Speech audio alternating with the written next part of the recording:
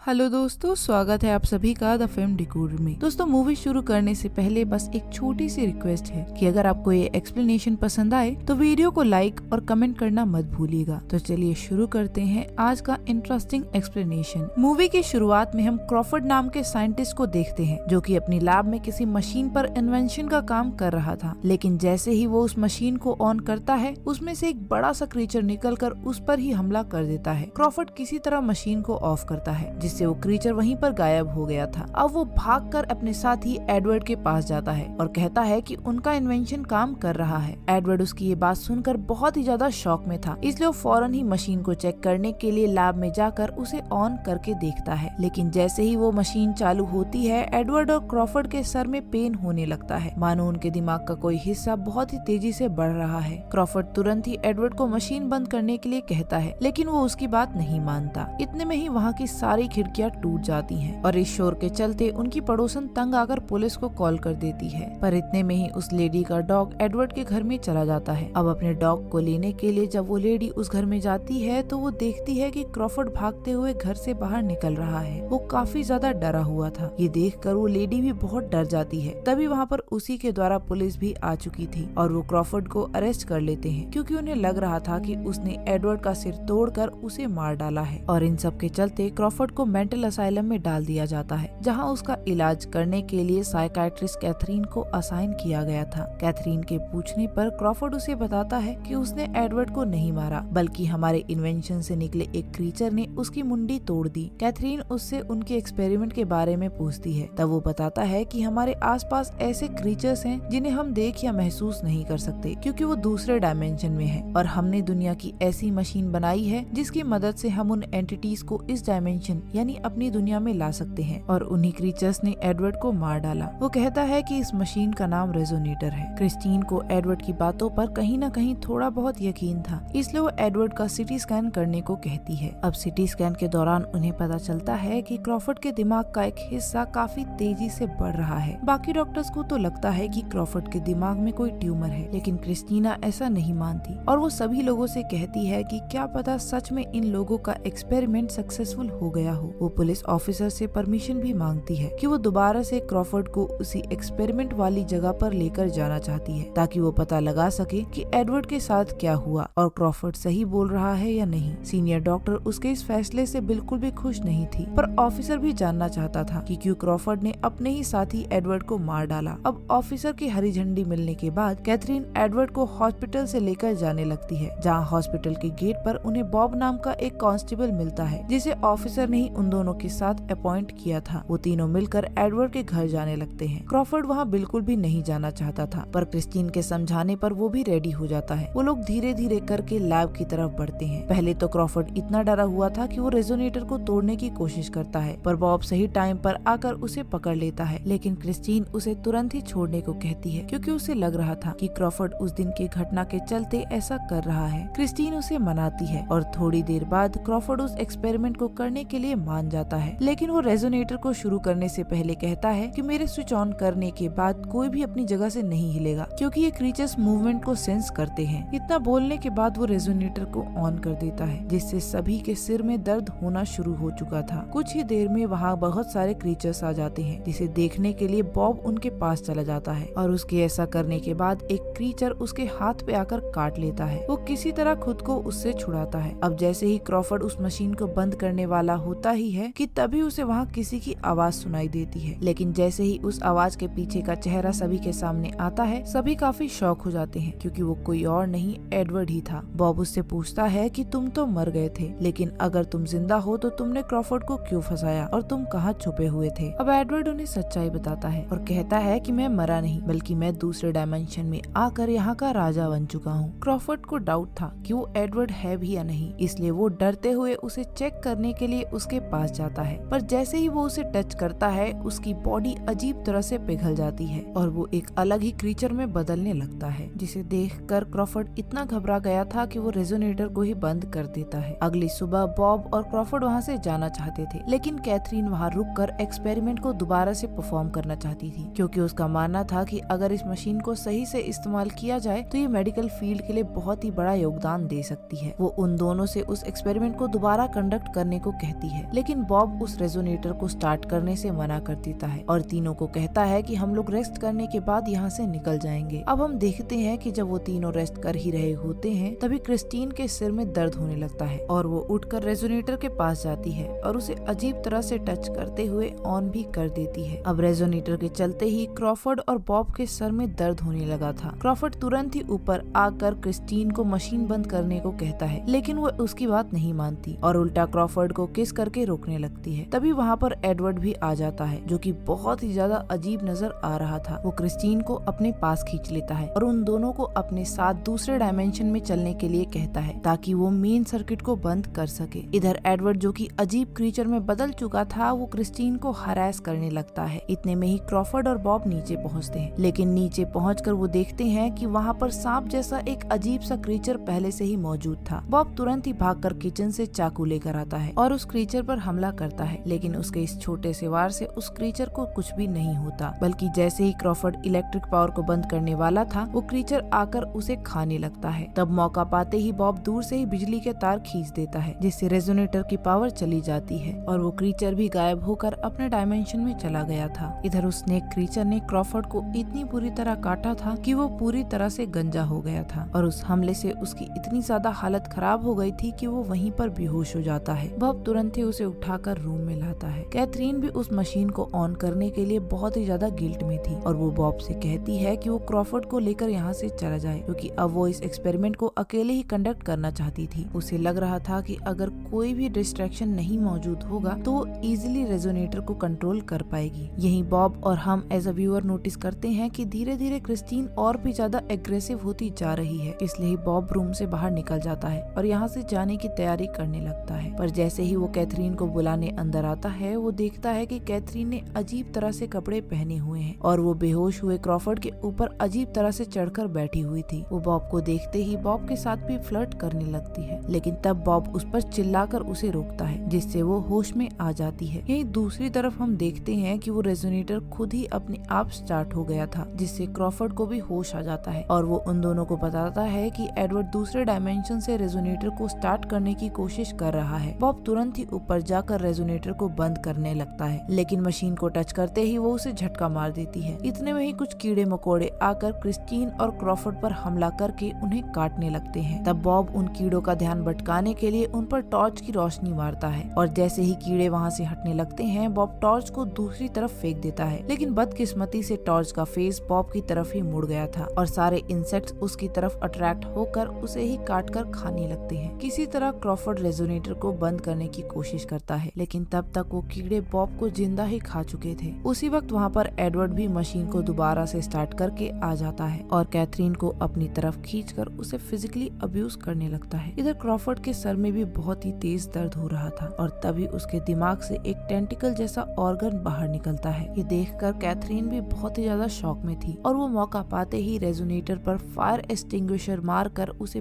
पूरी तरह से बंद कर देती है। अब सीन यहाँ से शिफ्ट होकर मेंटल हॉस्पिटल में जाता है जहाँ अब सभी लोगों को लग रहा था कि कैथरीन भी पागल हो चुकी है क्योंकि वो भी क्रीचर्स के बारे में बात कर रही थी, इसलिए वो उसे शॉक थेरेपी देने का डिसाइड करते हैं। लेकिन किसी तरह कैथरीन डॉक्टर को चकमा देकर वहाँ से भाग जाती है। इधर दूसरे रूम में एक नर्स को क्रॉफर्ड इंसानी दिमाग खाते हुए मिलता है, पर जैसे ही वो उसे समझाने की कोशिश करती है क्रॉफर्ड उसे भी खा जाता है और हॉस्पिटल से बाहर निकलता है जहाँ वो देखता है कि कैथरीन एक कार लेकर वहाँ से भाग रही है। तब वो भी हॉस्पिटल की एक एम्बुलेंस चुरा कर उसके पीछे जाता है। क्रिस्टीन एक बार फिर से एडवर्ड के घर टाइमर बॉम्ब लेकर पहुँचती है और वो उसे मशीन के ऊपर सेट भी कर देती है, पर इससे पहले कि वो उस घर से निकल पाती वहाँ क्रॉफर्ड आकर उसे रोक लेता है क्योंकि कहीं न कहीं उस पर भी रेजोनेटर का असर होने लगा था। क्रिस्टीन उसे बहुत समझाने की कोशिश करती है, लेकिन जब क्रॉफर्ड नहीं समझता तब मजबूरन क्रिस्टीन उसके सिर से निकला टेंटिकल काट लेती है जिससे उसे काफी ज्यादा दर्द होता है। दूसरी तरफ एडवर्ड भी अपनी पावर से उस रेजोनेटर को स्टार्ट करके इस डायमेंशन में आ जाता है। वो सबसे पहले आकर क्रिस्टीना को मारने की कोशिश करता है, पर तभी क्रॉफर्ड उसे डिस्ट्रैक्ट करने के लिए कहता है कि तुम एक नामर्द हो और तुम्हें नहीं पता कि लड़कियों को किस तरह से ट्रीट करना चाहिए, जिससे एडवर्ड बहुत ही ज्यादा भड़क गया था और वो क्रॉफर्ड पर हमला करके उसे खा जाता है। अब वो दोबारा से क्रिस्टीन की तरफ बढ़ता है, पर किसी तरह क्रॉफर्ड एडवर्ड की बॉडी फाड़कर निकलता है और उसके साथ फाइट करके क्रिस्टीन को वहाँ से भागने के लिए कहता है। सही टाइम पर क्रिस्टीन खिड़की तोड़कर बाहर निकल निकल जाती है और बॉम्ब अंदर फट जाता है, जिसके साथ रेजोनेटर भी तबाह हो चुका था। शोर की आवाज सुनकर पास के सभी पड़ोसी वहाँ पर आ जाते हैं और जब वो ओल्ड नेबर क्रिस्टीन से पूछती है कि तुम्हारे साथ क्या हुआ, तब वो क्रॉफर्ड की बातें दोहराते हुए कहती है कि वो उसे खा गया और मूवी यहीं पर खत्म हो जाती है। दोस्तों, लास्ट सीन से हमें समझ में आ गया है कि अब शायद क्रिस्टीन को भी पागल खाने भेज दिया जाए, जिस तरह से क्रॉफर्ड को भेजा गया था, क्योंकि उसके पास ऐसा कोई सबूत नहीं बचा था जिससे वो खुद को सही साबित